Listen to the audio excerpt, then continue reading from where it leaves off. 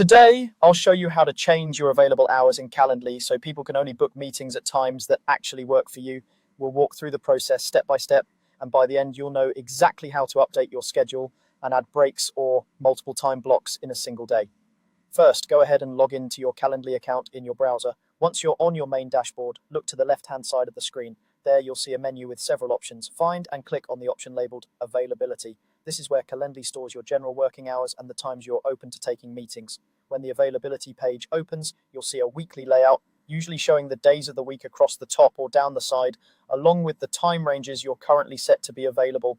Think of this as your master schedule that Calendly will refer to whenever someone tries to book time with you. Now, to change your hours for a specific day, move your cursor over the day you want to update. You'll see a time box for that day, typically showing a start time and an end time. Click directly on that time box. This will open up editable fields for your start and end times.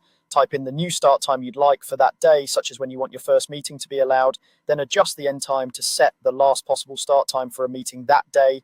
For example, if you only want meetings between 9 a.m. and 3 p.m., set your start time to 9 a.m. and your end time to 3 p.m. Calendly will automatically update and only show those hours as bookable to others.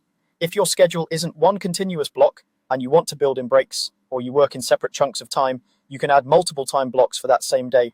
Right near the existing time block, you'll see a small plus icon.